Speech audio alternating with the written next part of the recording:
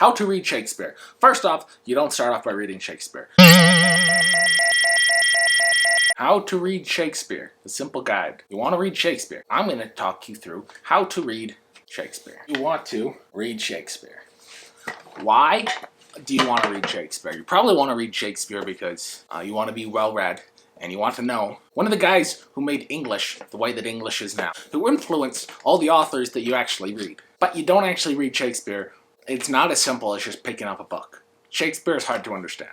There are two parts of Shakespeare that are very confusing, especially if you're not someone who reads Shakespeare. You're someone like me who attempts to read Shakespeare.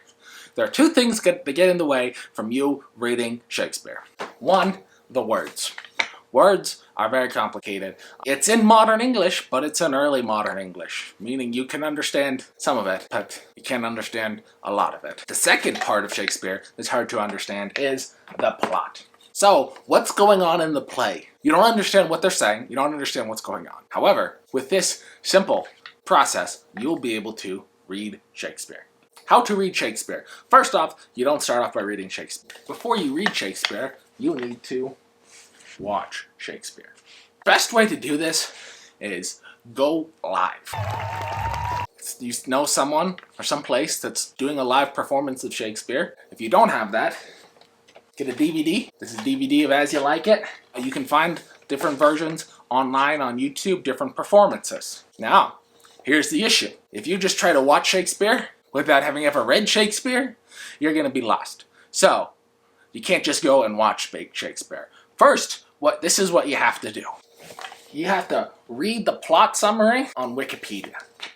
If you go and you've never read Shakespeare and you try to watch Shakespeare, you're going to get lost. First off, if you watch it in person, or several of the online ones where they don't have a different actor for every character, you will have most actors playing multiple characters.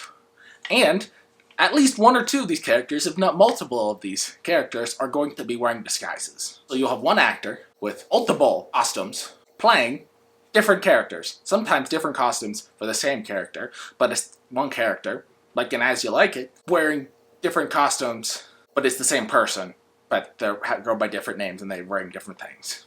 You can't just go straight on to watching it because you'll be confused. First, you have to read the plot summary.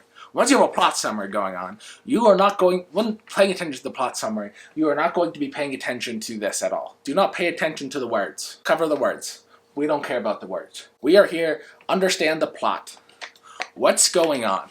Read the plot summary, understand the plot. Once you have some idea of the plot, and most of these plots are very convoluted and crazy, and different characters, and different things, in different spots, can be a little crazy. Once you've read the plot summary, so you can understand the plot and you have some idea what's going on, reread the plot summary. Try to get in your head what's going on. Once you've done that, you can finally go on to step 2. Step 2.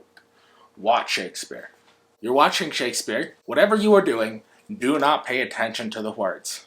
What is he saying? Why are they saying that? Why did they say this instead of that? Don't pay attention. It does not matter. Let the words flow over you. You have the plot. You know the plot from the plot summary. Now you're watching Shakespeare. Now that you're watching Shakespeare and you know the plot, try to follow the plot. Some words will hit you in the face and you'll get them. Sometimes you'll laugh. Sometimes you'll have no idea what's going on. That's alright. Watch Shakespeare. Once you've done that, once you've read the plot summary and then watch Shakespeare, you are finally ready for step 3. Step 3, read Shakespeare. So, you go. You pick up Shakespeare. Oh, this isn't too bad. This has all sorts of notes in the beginning and the end. It's 130 pages. How long does it take you to read 130 pages? A couple hours? Great. Before you can read that 130-page book and understand it, first, you need to read the plot summary, watch a multiple hour-long version of it, then you can read it. And when you read it, do not read it in your head like you read other books. You gotta read it out loud. In your head, you're gonna trip over words. Instead, let your tongue trip over words. So you can realize that your tongue's tripping over words. And then slow down and pronounce it. Enunciate. And try to get applying attention. So then, when you're reading it, for the first time, you can try to pay attention to the words. You have some of the plot. Words, paying attention to the words. Now that you're finally reading it, you can finally now listen to all these wonderful words. After you've done that, you read it one time, you can then try to read it again and try to understand the plot more. So the next time you go to watch it or read it, you will then understand what's going on. But this is the only way you can get to read the words of Shakespeare, is by first following this whole thing.